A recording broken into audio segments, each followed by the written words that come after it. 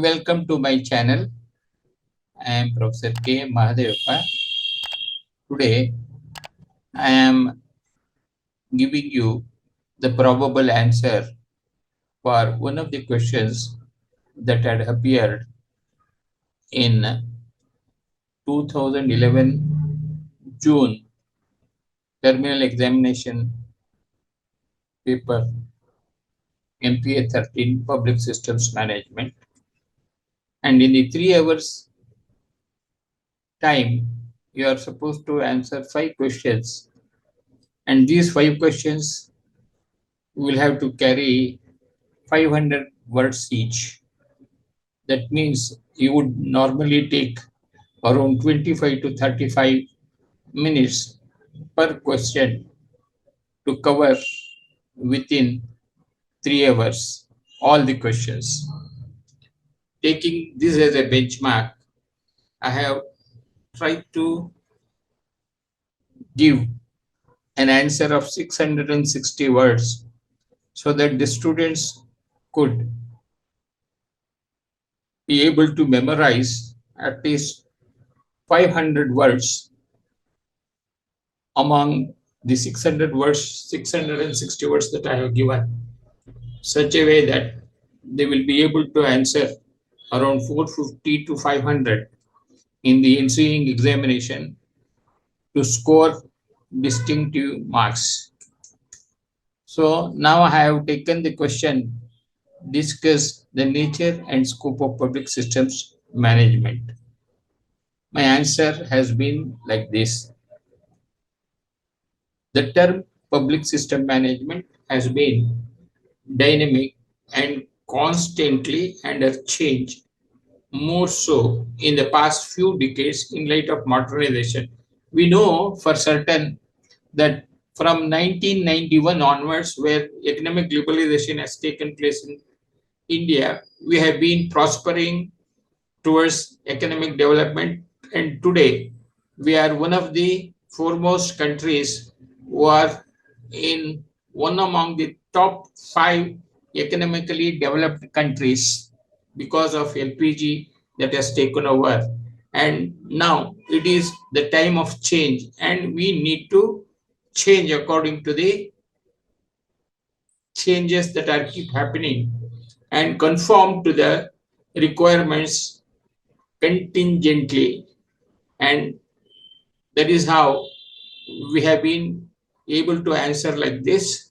So it is looked at a more broader sense than ever before. There is more amount of clear responsibility fixed on public administration, and they are looked upon as agents for cost effectiveness in public sector enterprises. We can say that public sector management has evolved itself from public administration. Now let us understand the concept of public system management. The term organization generally to a layman means a group of systems working towards a predetermined goal. For a business, an organization, the penultimate goal is generally to make profit. But for a public system, though it has a goal, as in private organization, it has a goal as in private organization. Here, the goal is not profit making for public interests. Therefore, the framework of functions and characteristics are totally different.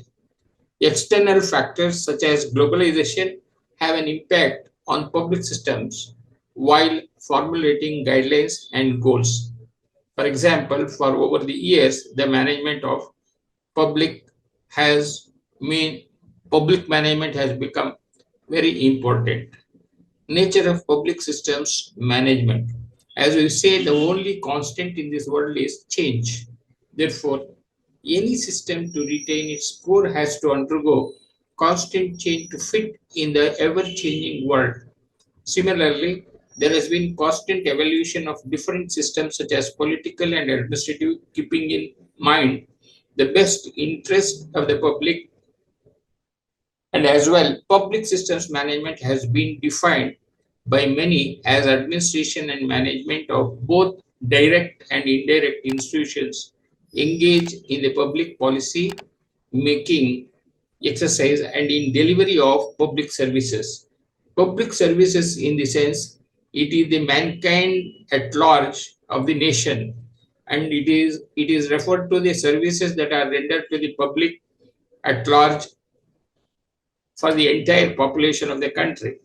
The core areas of public system management are on results, efficiency, and quantification. With respect to governance, it lays focus on ensuring the government plays a less active role in day-to-day functioning, more emphasis on the results, keeping the requirements of customers in mind, putting market mechanisms in place in those areas which cannot be prioritized. So, scope of public systems management with the ever-changing scenario of public-private enterprises, the extent of role plays by the government. In public systems, the scope of public systems management is limited to giving importance to attaining results instead of blindly following the guidelines, putting across the market principles such as competition, contracting, etc., making public administration with the customer as a core, less interference from the governments and independence to these agencies for better functioning and answerability in case of any underachievement and for establishing good relationship and service with the customers. Fifth one is assigning fixed responsibilities to the employees, thereby motivating them for better results, making employees more customer centric, making the functioning of these units more flexible, goal oriented, and reducing bureaucratic interference. The eighth one is ensuring that there is a positive form of corporatization of these units for goal attainment.